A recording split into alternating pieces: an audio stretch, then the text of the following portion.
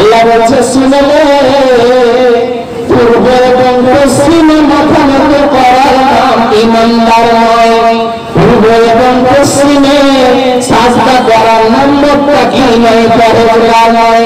তাহলে মুত্তাকি কাকে বলবো? আল্লাহ কাকে বলবো? ইমানদার পরহেজগার কাকে বলবো?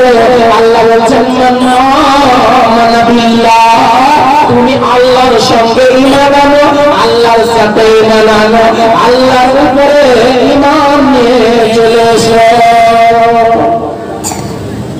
আল্লাহর উপরে ঈমান নিয়ে আসতে বলছে। আল্লাহর উপরে ঈমান কাকে বলা হয় গো? আল্লাহর নাম হচ্ছে আল্লাহ, একটি নাম, এটা হচ্ছে আল্লাহর জাতি নাম, আল্লাহর জাত আল্লাহ, কিন্তু আল্লাহর সিফাতি নাম হচ্ছে 99। এই সমস্ত আসমান যেগুলো আছে, সমস্ত আসমার উপরে ঈমান নিয়ে আসতে হবে।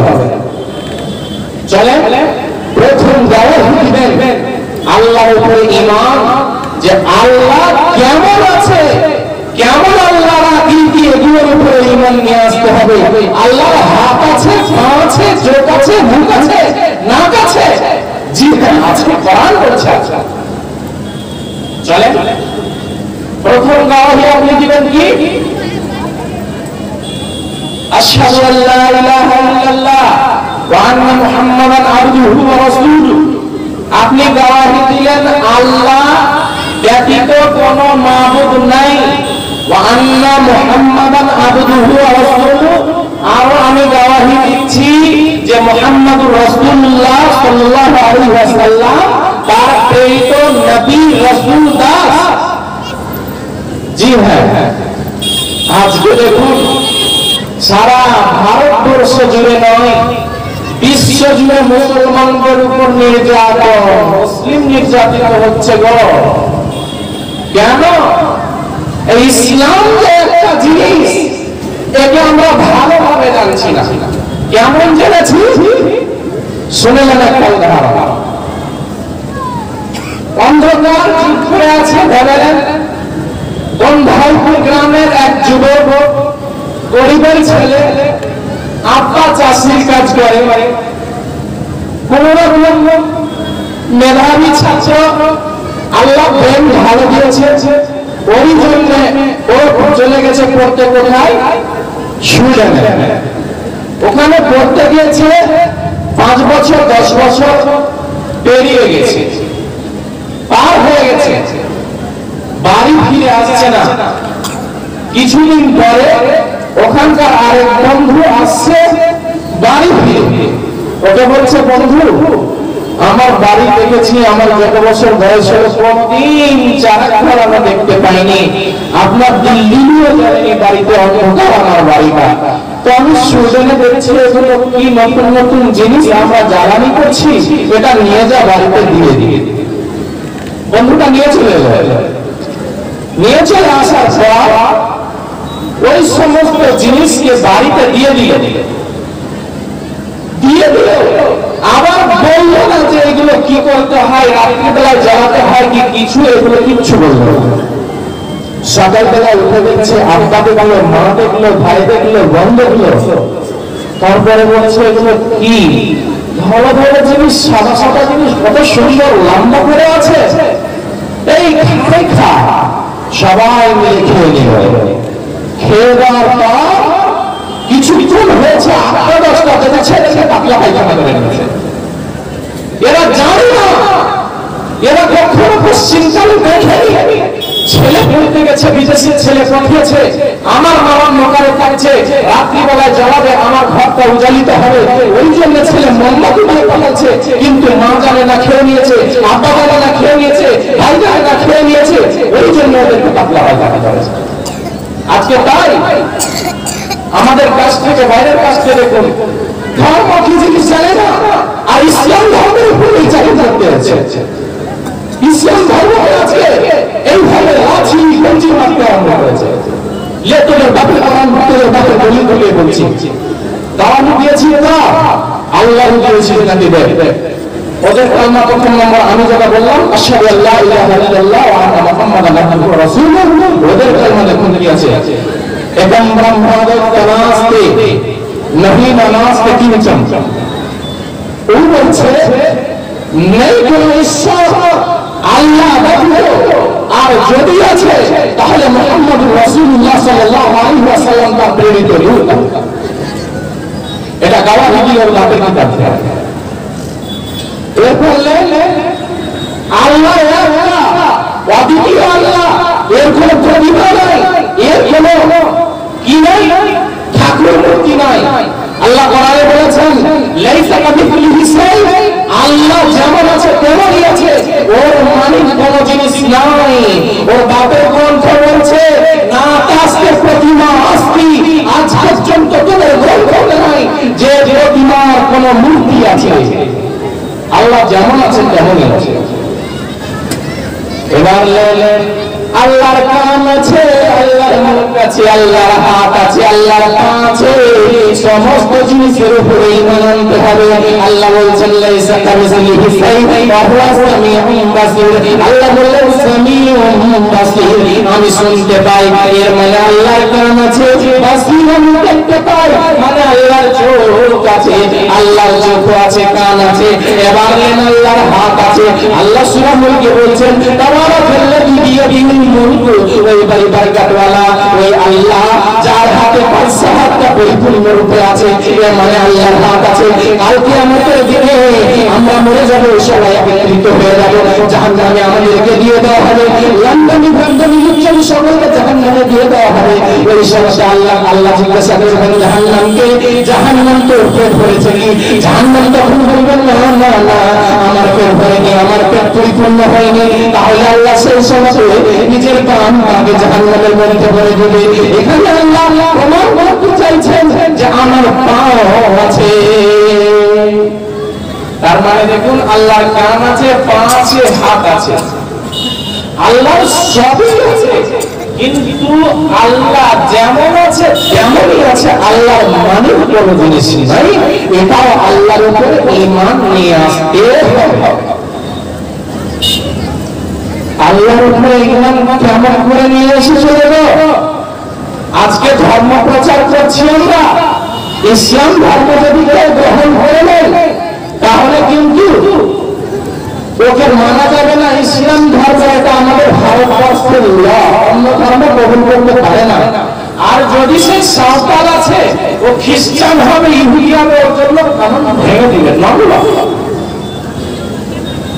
আপনি দেখুন ভাই ইসলাম ধর্ম কিভাবে প্রচার হয়েছে ইসলাম ধর্ম কেমন করে পৃথিবীতে এসেছে কাউকে গালি দিয়ে আসেনি বাহুবলের শক্তিতে ইসলাম প্রচার হয়নি ইসলাম প্রচার হয়েছে নিজের নরত্ব দেখার জন্য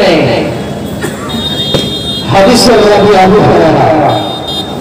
আবু হুরায়রা তিনি বয়ান করছেন সহিহ মুসলিম মিসকাতের 535 নম্বর পৃষ্ঠায় হাদিসটি উল্লেখিত রয়েছে স্বয়ং আবু হুরায়রা নিজেই রাবী আর নিজেই বর্ণনা করছেন কি বয়ান দিচ্ছেন আমার মা ছিল একজন মুশরিকা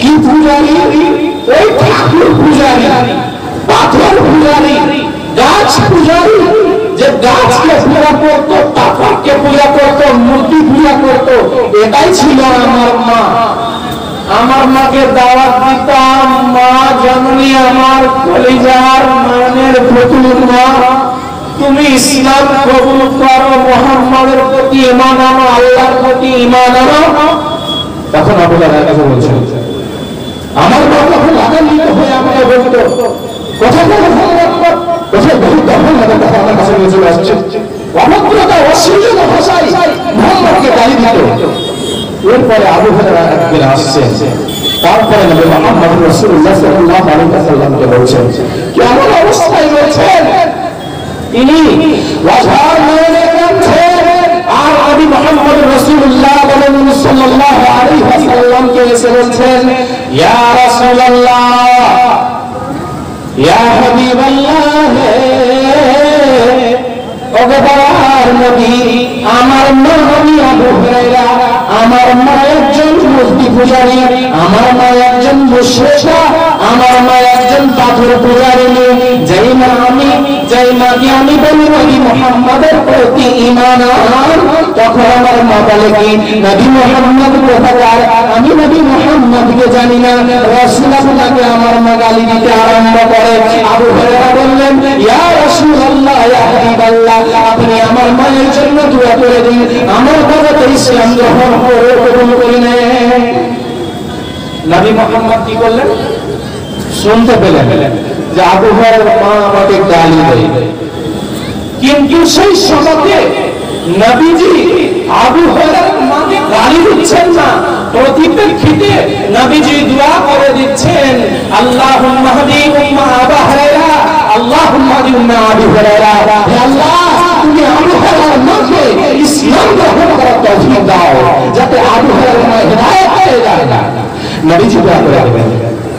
আবু হুরায়রা দোয়া করে দেওয়ার পর নবীজির কাছ থেকে এমন সময় চলে আসছে, আবু হুরায়রা কান্দন করছে, আর কান্দন করতে করতে বারোটা বাজে এসে যাচ্ছে। মা বলছে, আমি বুঝতে পেরেছি আমার বাবা আবু হুরায়রা চলে এসেছে। দরজার খিলটা লাগা ছিল, আমার মা যেন আমাকে বললে আবু হুরায়রা সেখানে দাঁড়িয়ে যাও। আমি দাঁড়িয়ে গেলাম, আমার মা গোসল করেছিল, সেই সময়তে আমি ঘরে পৌঁছালাম না। আমার মা গোসল করে কাপড় চোপড় পরিবর্তন করে দিয়ে আমাকে দেখলো, আর আমার হাতে হাত মিলিয়ে দিয়ে নবী মুহাম্মদের নামে গাওয়াহি দিয়ে দিল, আল্লাহর নামে গাওয়াহি দিয়ে দিল, মানে ইসলাম ধর্মকে কবুল করে নিল। ধর্মটা প্রচার হলো কিসের বলে? বাউলের। ধর্মটা প্রচার হলো শক্তিতে, ধর্মটা প্রচার হলো একে প্রতিষ্ঠানে, ধর্মটা প্রচার হলো বন্ধনে। জি না, ধর্ম প্রচার হয়েছে নিজের নরকত্ব দেখার কারণে। বন্ধু, আপনি বলছেন ইসলাম ধর্ম খারাপ, কিন্তু আপনি কোন ধর্মটাকে কি পেয়েছেন বলুন? এবার দুনিয়া মিলে আমরা প্রোটেস্টে লেগে আছি, আজাদি চাইছি। আল্লাহর উপরে কতটা ভরসা রেখেছেন আপনি? ইমানদার মুত্তাকি ভাবে বলছেন। আল্লাহর উপরে কতটা ভরসা রেখেছেন আপনি? আল্লাহকে কতটা চিনেন আপনি? দেখুন আল্লাহ কি জিনিস। আপনি রাস্তায় যাচ্ছেন, এলান হচ্ছে, এলান হয়ে যাচ্ছে, এতলা দিয়ে দেওয়া হচ্ছে কি সামনে রবিবার চলে যাবে অমুক ময়দানে, আজাদির নারা হবে। চাইবে কি আজাদি? তার কাছে চাইবে ভারত সরকারের কাছে। কি বলে চাইবে? हम चाहते हैं आजादी, बच्चा मांगे आजादी, अरे बूढ़ा मांगे आजादी। আজাদি চাইবে। কার কাছে চাইছেন আপনি? নিজের সরকারের কাছে চাইছেন আজাদি। কিন্তু নবীজির সাহাবা কার কাছে আজাদি চেয়েছিলেন একটু দেখে? আরে ভাই আপনি প্রটেস্ট করুন, আপনাকে আমি নিষেধ করছি না। বলে গেল যে প্রটেস্ট করিয়েন না, আপনি প্রটেস্ট করুন, আপনার অধিকার আছে, কিন্তু সর্বপ্রথম প্রটেস্ট যেখানে করতে হবে সেই প্রটেস্টে গিয়ে আপনি হাজির হন। সেই প্রটেস্টটা হচ্ছে সবচাইতে বড় প্রটেস্ট, সেটা হচ্ছে মসজিদ। আর মসজিদে গিয়ে আপনি উপস্থিত হবেন না আর বলবেন যে আমাদেরকে আজকে ডিটেনশন ক্যাম্পে ভরে দিবে, আমাদের জন্য এনআরসি লাগু করে দিচ্ছে, আমাদের জন্য এনপিআর লাগু করে দিচ্ছে। বন্ধু, একজন সাহাবীর কথা বলবো, যেই সাহাবীরা আপনার মতো আমার মতো সুন্দর ছিলেন না, চেহারা যার ছিল, যার চেহারা কথা এসেছে, কালো কুৎসি ছিল, ফটফলা মোটা ছিল, হাদিসের নওজওয়ান আর পাক্কা জওয়ান ছিল, সেই লোকটার ব্যাপারে হাদিসের মধ্যে এসেছে এমন এমন এমন গোলাম ছিল, আপনার মতো আজাদ ছিল না, কিন্তু প্রটেস্ট করছে আল্লাহর কাছে আজাদি চাইছে। যে লোকটার ব্যাপারে কি বলা হয়েছে? নবীজি স্বয়ং বলেছেন। নবীজি স্বয়ং কি বলেছেন? নবীজি বলছেন আমার আজাদ মুহাম্মদুর রাসূলুল্লাহ। নবীজি বলেন না এই কথাটা, মদিনা মক্কার কুফাররা বলছেন আমার আজাদ মুহাম্মদুর রাসূলুল্লাহ সাল্লাল্লাহু আলাইহি ওয়াসাল্লাম ওয়ারাহা ওয়াল গুরাদ আল আশওয়াদা। এই নবী মুহাম্মদ পাইনি কি কালো কুৎসি ছাড়া, এই কাওয়ার মতো কাওয়া ছাড়া, এই কাওয়ার নামে কাকের রঙের লোক ছাড়া একে মুয়াজ্জিন রূপে নিযুক্ত করে দিয়েছেন। কিন্তু না না না, নবীজি বলছেন আমাকে যেদিন মেরাজের রাত্রি হলো, আমাকে যেদিন মেরাজ রজনীতে নিয়ে যাওয়া হলো, সেই দিন আমি চলে গেলাম শাবে মেরাজে, আমাকে জান্নাত জাহান্নামের শেষ করা হলো। সেই দিন জান্নাত দেখলাম, জাহান্নাম দেখলাম, জিবরিল আমিন আমাকে জান্নাত জাহান্নাম নিয়ে গেল। তারপরে আমি যেন একটা জুতোর আওয়াজ পাচ্ছি, জুতোর আওয়াজ পাচ্ছি, আওয়াজ জাগার জিবরাইলকে জিজ্ঞাসা করলাম, জিবরাইল বললো এক হাফসের নওজওয়ানের। আমি বললাম হাফসের যুবকটাকে বলো, বললে ওইটা হচ্ছে বেলাল। তারপরে নবীজি বেলালকে এসে বলছেন, ইয়া বেলাল সামি'তু দাফান আলাইকা বাইনা ইয়াদাইহি ফিল জান্নাতে। বেলাল আমি তোমার জুতোর আওয়াজ জান্নাতের মধ্যে আমি নবী মুহাম্মদের আগে আগে পেয়ে যাচ্ছি। কেন পেল, কেন পাচ্ছে নবীজি বলছেন। এবার শুনেন নবীজি কেন পাচ্ছেন বেলালের জুতোর আওয়াজ জান্নাতে। বেলালের এক আমলের মজবুতি ছিল, আমলের এক বেলাল পাকা ছিল। বেলালের ব্যাপারে এসেছে, হাদিসের মধ্যে এসেছে, বেলাল ছিল আপনার মতো আজাদি লোক নয়, আপনার মতো আজাদ লোক নয়। বেলাল ছিল উমাইয়া বিন খালফের গোলাম। কার গোলাম? উমাইয়া বিন খালফের গোলাম ছিল বেলাল। আপনি যেভাবে করতে পারবেন আমার প্রোটেস্টে মনে হয় যাব, না মনে হয় না যাব, কিন্তু বেলাল বলতে পারতো না আমি যাব না, যেহেতু সে গোলাম বিক্রি হয়ে আছে। উমাইয়া বিন খালফ বলেছিল তোর মুহাম্মদ বেছা, তোর আল্লাহকে ছাড়া বলে কিছুই নয়, মিথ্যা বলে। তারপরে বেলালকে কি সাজা দিল? কথা মানবি না, সংকীর্ণ হয়েছে, তোর চার হাত পাকে বেঁধে দিল। সুবহানাল্লাহ, চার হাত পাকে বেঁধে দিল। যেমন আমাদের এলাকায় পাগল আছে, কুকুরের বাচ্চাকে, কুত্তার বাচ্চাকে বেঁধে দেওয়া হয়, আর ছোট বাচ্চাদেরকে টেনে ছিঁচড়ে দিয়ে দেওয়া হয়, ওই মতো বেলাল রাদিয়াল্লাহু তাআলা আনহুকে বেঁধে দিলেন। এত প্রখর বৈশাখ মাসের চৈত্র মাসের লুহাওয়া চলছে, কঙ্করের বালুময় জায়গাতে বেলালকে বলা হলো, বেলালকে দিয়ে দিল। মদিনার ছোট্ট ছোট্ট ছেলেদেরকে বলা হলো বেলালকে তোমরা নিয়ে যাও, আর মদিনার গলিতে গলিতে ছাঁচড়ে ছাঁচড়ে নিয়ে দাঁড়াও। বেলালকে নিয়ে বেড়াচ্ছে। তারপরে বলছে উমাইয়া বিন খালফ, বলে দাও তুমি তোমার আল্লাহ নাই, বলে দাও তোমার মুহাম্মদ নাই, তুমি এক আল্লাহ বলে না, নবী মুহাম্মদ বলে না, তোমাকে এখান থেকে অব্যাহত দেওয়া হবে। তারপরে বন্ধুরে আমার বেলাল সেই সময় বলেছিল আল্লাহু আহাদ, আল্লাহু আহাদ, আল্লাহু আহাদ, আল্লাহ এক, আল্লাহ এক, আল্লাহ এক, আল্লাহ দ্বিতীয় নয়, আল্লাহ কোনো দ্বিতীয় জিনিসের নাম নয়, আল্লাহ কোনো দ্বিতীয় জিনিসের নাম নয়, আল্লাহ যিনি হলেন তিনি ইমানটা কার উপরে দিয়ে এসেছিল? আল্লাহর উপরে। ভয় ছিল আল্লাহ। আর যদি চাইলেন কার কাছে?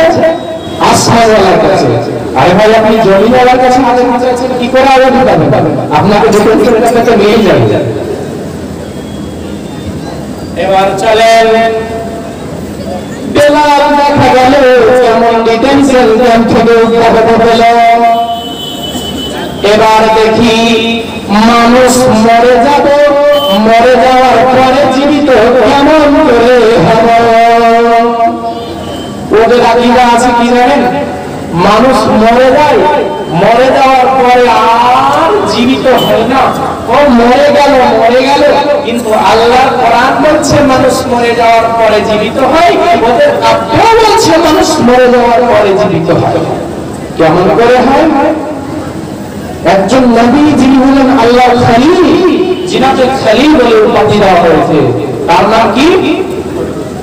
ইব্রাহিম আলাইহিস সালাম। তিনি আল্লাহকে জিজ্ঞাসা করছেন, কি বলছেন? জিজ্ঞাসিল খলিলুল্লাহ প্রভুকে বলে মৃতকে জীবিত করে আল্লাহ কেমনে? কহিল দয়ার প্রভু খলিলের করে বিশ্বাস কি নাই তো আমার উপরে, বিশ্বাস রাখিয়ে করে তোমার, তাই প্রশ্ন করে দিলাম শান্তি নিবার। আদেশ করিলে প্রভু ইব্রাহিমের করে চার চারটি পাখি ধরে আন আপন ঘরে, তারপরে হাতে হয়ে লইয়া পাখির গুলির গর্তে তাও দৌড়াইয়া বিভিন্ন বংশ রাখিয়া আসিবে, বাড়ি ফিরে পাখিগুলির নাম ধরে থাকিবে থাকিবে, যেমন নাম ধরে ডাকিল পাখির পাখিগুলি সস্তে হইল হাজির। কোরআনের কথা হয় কোনো মানুষের তো নয়, 261 নম্বর সূরাতুল বাকারায় ইব্রাহিম আল্লাহকে জিজ্ঞাসা করছেন, কি বলছেন? কাইফা তুহিল মাউত, আল্লাহ তুমি মানুষকে মরে গেলে, মানুষ যখন মরে যাবে, মরে যাওয়ার পরে কিভাবে জীবিত করো? আল্লাহ বলছেন ইব্রাহিম তুমি কি আমার উপরে ঈমান আনো না?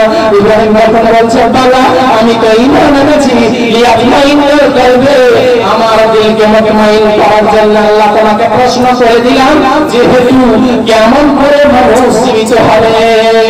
আল্লাহ বলছেন আখুদ আরবাতাম মিনাত তায়র, তুমি জাতি পাখি করে আনো। তারপর কি করো? পাখিগুলাকে জবাই করে দাও, টুকরো টুকরো করে দাও, প্লেটে মিশিয়ে দাও। তারপরে কি করো? রেখে চলে এসো বিভিন্ন পাহাড়ের উপরে। পাহাড়ে রেখে যাওয়া, চলে আসার পর তুমি তাদের নাম ধরে ডাকো। ইব্রাহিম আলাইহিস সালাম যখন তাদের উপরে নাম ধরে ডাকলো, তখন পাখিগুলি পরপর উঠতে উঠতে চলে এলো। বন্ধু আপনি বলেছেন আমরা মরে যাব, মরে যাওয়ার পর আমার রাত হয়ে যাবে, আমি ছাই হয়ে যাব, আমাকে খুঁজে পাবে না। কিন্তু না, আপনাকে খুঁজে পাওয়া যাবে। তোমাদের গ্রন্থ বলেছে ফুলের মনসা মঙ্গল কাব্য, সেখানেই বেহুলার আর লক্ষিন্দরের কাহিনী পড়ে দেখো কিভাবে লক্ষিন্দরের প্রাণকে ওদের প্রতিমারা ফিরিয়ে দিয়েছিল, ওদের কিভাবে বলেছে যে ভাইয়া যুবকদের ঈমান কত মজবুতি। এই ভাইদের ঈমানটা এত সুন্দর রাস্তায় আস্তে আস্তে দেখছি। গত শুক্রবারে আমি ছিলাম বীরভূম জেলায়, সেখানে আমি দেখলাম ওখানে জুমার ঘটনা দিব বলে একটা মসজিদ আমাকে দেখতে দিল, আমি থেকে গেলাম। সেই জায়গাতে থেকে যাওয়ার পর আমি রাস্তা ধারে বসে আছি, বসে যাওয়ার পর 3টা যুবক চলে যাচ্ছে। কেমন যুবকগুলো? একের অপরের পরে বলাবলি করছে, মুসলমানের ঘরে জন্ম নিয়ে বলছে আজকে নাকি জমা দিন, হ্যাঁ আজকে নাকি জমা তুলবে। মুসলমানের ঘরে জন্ম নিয়ে নাম রেখেছে আব্দুল্লাহ, নাম রেখেছে মোহাম্মদ, তারপরে জানছে না যে আজকে জুমার দিন। এই তো আমাদের আকিদা। যুবক ভাইদের আকিদা কি দেখুন, এদের একটা নিউ স্টাইলে রেখেছে, নিউ স্টাইলে রেখেছে এদের সুন্দর ঈমান, এদের সুন্দর পরিপূর্ণ ঈমান কি জানেন?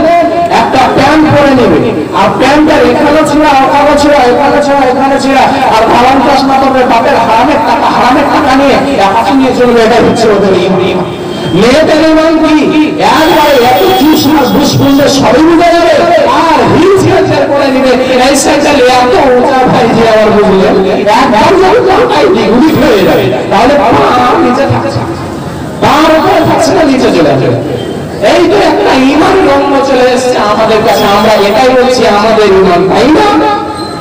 আপনাকে যেতে হবে মাবন সেই নরকে, আপনি ভয় পাচ্ছেন? যেই ডিটেনশন ক্যাম্পে 3,000 বছর ধরে যাওয়া হয়েছে। তো বলছিলাম সর্বপ্রথম ঈমান আনতে হবে কার উপরে? আল্লাহর উপরে। তারপরে কার উপরে ঈমান আনতে হবে? নাম্বার 2 আল্লাহর উপরে ঈমান আনার পর দ্বিতীয় নম্বরে ঈমান আনতে হবে ওয়াল ইয়াউমিল আখির, আখিরাতের প্রতি ঈমান নিয়ে আসতে হবে। আখিরাতের প্রতি ঈমান কেমন বলা হয়? সারা পৃথিবীর মানুষ মরে যাবে, আমি মরে যাব, আপনি মরে যাবে, আমাকে আপনাকে কবর দিয়ে দেওয়া হবে। সেই দিন এমন একটা দিন হবে, প্রখর রৌদ্রের দিন হবে।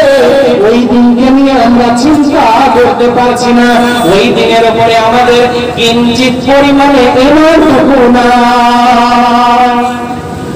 আপনাকে যদি জিজ্ঞেস করা হয় আখিরাতের দিন কাকে বলে, বলবে আখিরাত বুঝি না, শেষ দিন, লাস্ট ডে, যেই দিন শেষ দিন হয়ে যাবে, আর দিন নয়। সেই দিন আপনি জানেন? বলবেন না। বাচ্চি জানেন পেঁয়াজের দাম? বলে হ্যাঁ 20 টাকা কেজি। রসুনের দাম কত? বলে 7 টাকা কেজি। আলুর দাম কত? 15 টাকা কেজি। আপনাকে এই দিনের হিসাব আছে, কিন্তু আখিরাতের যে একটা দিন হবে, এই দিন বলে আপনার ঈমান একটু পরিমাণে সাহাবা রাদিয়াল্লাহু তাআলা কিভাবে ঈমান এনেছেন। হুযায়ফা ইবনে গফার তিনি বর্ণনা করছেন। তিনি কি বলছেন? আমরা বসে আছি সবাই মিলে মসজিদে নববীতে, আমরা মসজিদের মধ্যে বসে আছি, নাহানু নাতানাকারু, আমরা যেন এক অপরে আলাপ আলোচনা করছি। এমন সময় আলাপ আলোচনা করার সময়টা আমরা যেন এক অপরের দিকে দেখতে আরম্ভ করছি, যেন দেখছি কার কপাল ভিজে আছে, কার মুখখানে শুকিয়ে আছে, কার চোখে চুল দিয়ে যেন ঘাম পড়ে চলে আসছে। কেন যেন আমরা এক অপরের দিকে দেখা দেখি করছি, যেন লোকটা ভয় পেয়ে গেছে, লোকটা ভয় পেয়ে গেছে। ভয়টা কিসের পেয়েছে? কিয়ামতের দিন নিয়ে, একটা শেষ দিন হবে, সেই শেষ দিন নিয়ে ভয় পেয়ে গেছে। নবীজি আসছেন, নবীজি আসার পর জিজ্ঞাসা করছেন, নবীজি জিজ্ঞাসা করছেন, মা তাযকুরুনা ইয়া হুযায়ফা, রে হুযায়ফা তোমরা কি আলোচনা করছো? তোমাদের আলোচনার বিবৃতিটা কি? তোমরা কি নিয়ে আলোচনা করছো? আমি জানি দেখি তোমার মুখ শুকিয়ে গেছে, আর কারো দেখি কপাল দিয়ে ঘাম চলে আসছে, কি তোমরা আলোচনা করছো? হুযায়ফা বলছেন, নাহনু নাযকুরু সাআত ইয়া রাসূলুল্লাহ, ও বিশ্বনবী হে, আমরা এমন একটা দিন নিয়ে আলোচনা করছি, যেই দিনটা হয়ে যাবে আমাদের কাছ থেকে লাশ, আমরা যেই দিন হয়ে যাবো শেষ, সেই দিন নিয়ে আলোচনা করছি। আমাদের আলোচনার বিবৃতিটা না ছেলে চাকরি পাবে, না ছেলে গ্রাজুয়েশন পাস করবে, না ছেলে এমএ নিবে, না আমার জমিতে ফসল হয়েছে কতটা, কোনটা ছেলে বক্তব্য ভালো পারে, কোনটা আলেমের বক্তব্য ভালো লাগে, কোনটা পলিটিক্যাল আলেম, আর কোনটা হাদিস কোরআনের আলেম, এগুলো জি না।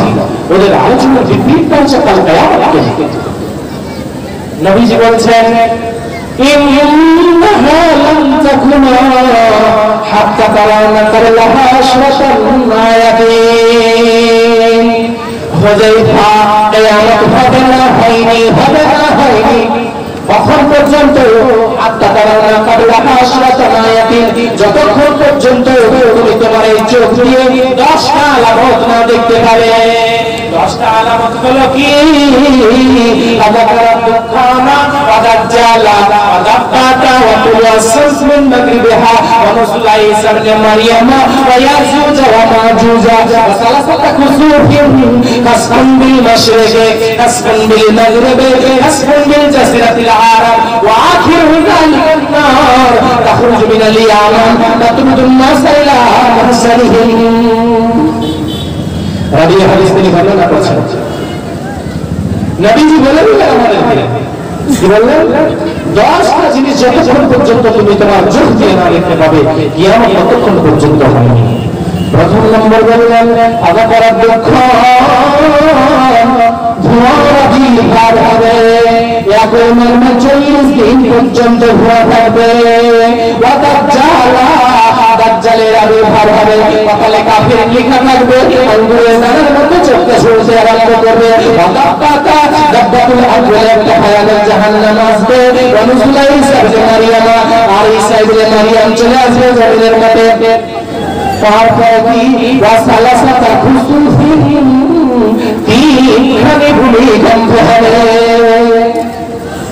কাসফুন বিল মাশরিকি, একটা ভূমিকম্প হবে পশ্চিম গগন থেকে পূর্ব গগন, কাসফুন বিল মাশরিকি, আর একটা ভূমিকম্প হবে পূর্ব দিক থেকে পশ্চিম গগন, একটা পশ্চিম দিক থেকে পূর্ব, আর একটা পূর্ব দিক থেকে পশ্চিম, কাসফুন বিল জাসিরাতিল আরাব, আর একটা ভূমিকম্প হবে যেটা আরব দেশের রাজধানী ইয়ামান দেশের রাজধানী থেকে উঠে চলে আসবে। সেই ভূমিকম্প শেষ হয়ে যাবে। তারপরে বলা হলো, নবীজি বললেন, তারপরে লোকেরা যেন কিয়ামতের মাঠে হাজির হয়ে যাবে। এ এর পূর্বে বলা হয়েছে একটা পয়েন্ট যে একটা অগ্নিকুণ্ড বেরিয়ে আসবে আর অগ্নিতে যেন সারা পৃথিবীটাকে ভ্রমণ করে নেবে। তারপরে লোকেরা কিয়ামতের মাঠে চলে যাবে। এটা কাদের আলোচনা চলছে না? সাহাবা রাদিয়াল্লাহু আজমাইন ভাই কিয়ামত নিয়ে আলোচনা চলছে। দুটো ইমানের কথা বললাম। তারপরে চলুন আল্লাহ বলেন মান আমানা বিল্লাহ ওয়াল ইয়াউমিল আখির ওয়াল মালায়েকা। ফেরেশতার প্রতি ঈমান আনতে হবে, ফেরেশতার প্রতি ঈমান আনতে হবে। ওয়াল কিতাবি, কিতাবের প্রতি ঈমান আনতে হবে। কিতাব মানে আদম থেকে নিয়ে মুহাম্মদ নবী পর্যন্ত যতগুলো কিতাব এসেছে সমস্ত কিতাবের প্রতি ঈমান আনতে হবে। এক এক কিতাবের প্রতি ঈমান আনতে হবে। ওয়ান নবীয়িন, সমস্ত নবীদের উপরে ঈমান আনতে হবে। পাঁচটা জিনিসের উপরে ঈমান নিয়ে চলে যাবেন। আর চাই প্র্যাকটিক্যাল ফিল্ডে পাঁচটা জিনিসকে দেখাতে হবে। ওয়াসাল মালা আলা হুববিহি যাবিল কুরবা ওয়াল ইয়াতামা ওয়াল মাসাকিন ওয়াস সাবিল ওয়াস সাইলিনা ওয়া ফির রিকাব ওয়া আকামাস সালাতা ওয়া আতাস যাকাতা ওয়াল মুফুনা বিআহদিহিম ইযা আহাদু والصابرين في البأساء والضراء وحين البأس أولئك الذين صدقوا وأولئك هم المتقون। আল্লাহ বলছেন তোমার মুহাব্বতের মাল তুমি পাঁচটা জায়গাতে দিয়ে দিবে। তোমার মুহাব্বতের মাল তুমি পাঁচ জায়গাতে দিয়ে দিবে। ওয়াকাল মাল আলা হুববিহি যাবিল কুরবা, তোমার কারাবাদার যারা তোমার নিকটস্থ যারা ওদেরকে তোমার মালটাতে দিয়ে দিবে। ওয়াল ইয়াতামা, ইয়াতীমদেরকে দিয়ে দিবে। বন্ধু হাজী বলবে লোকেরা আমাকে, ওই হাজী নামটা আমাকে ডাকতে বড় ভালো লাগার জন্য আমি হজে চলে যাচ্ছি। আপনাকে একবার তো হুঁশ হয় না যে আমার প্রতিবেশীতে একজন গরিব ছেলে আছে মাদ্রাসায় পড়ে, ওকে আমি কিছু সাহায্য করব। তো আপনাকে বললে ইয়াতীমদেরকে সাজদা করো। ওয়াল মাসাকিন, মিসকিন ফকিরদেরকে দিয়ে দিতে হবে। ওয়াস সাবিল, পথভোলা মুসাফিরকে দিতে হবে। ওয়াস সাইলিনা ফির রিকাব, সওয়াল করনেওয়ালা মাননেওয়ালাকে দিতে হবে। রিকাব যারা ওয়াকবন্দি আছে, জেলে আছে, ওদেরকে নিয়ে আসার জন্য দিয়ে দিতে হবে। তারপরে কি? ওয়া আকামাস সালাতা, নামাজ কায়েম করতে হবে। ওয়া আতাস যাকাতা, যাকাত আদায় করতে হবে। ওয়াল মুফুনা বিআহদিহিম ইযা আহাদু, যখন লোকটা ওয়াদা করবে ওয়াদাকে পরিপূর্ণ করে নেবে। ওয়াস-সাবিরিনা ফিল বাসাই ওয়াদ-দাররাই ওয়া হিনাল বাস, এবং যখন যুদ্ধের সময় আসবে, বিপদ আপদের সময় তারা যেন ধৈর্য ধারণ করবে। তারপরে আল্লাহ বলছেন উলাইকাল্লাযীনা সাদাকু, এই লোকেরা হলো প্রকৃত সত্য। ওয়া উলাইকা হুমুল মুত্তাকুন, এরাই হলো প্রকৃত পক্ষে মুত্তাকি, পরেজগার আল্লাহওয়ালা। বন্ধুজি আমার, আল্লাহর উপরে ঈমান, আখিরাতের প্রতি ঈমান, তারপরে কিতাবের প্রতি ঈমান, রাসূলের প্রতি ঈমান আনতে হবে। আর নিজের মুহাব্বতের মালটাকে পাঁচটি জায়গায় দিতে হবে। নামাজ পড়তে হবে, যাকাত দিতে হবে, আর আপনাকে বিপদ আপদে ধৈর্য ধারণ করতে হবে। তারপরে আল্লাহ বলছেন তোমাদের একটাই টাইটেল, তোমরা সত্যবাদী এবং তোমরাই হলো মুত্তাকি পরহেজগার। জি, আপনার মধ্যে যদি এইগুলো 10টি গুণ পাওয়া যায় তাহলে আপনি মুত্তাকি পরহেজগার হতে পারবেন এবং আপনাকে স্পেশালি কোটার মাল বানিয়ে দেওয়া হবে।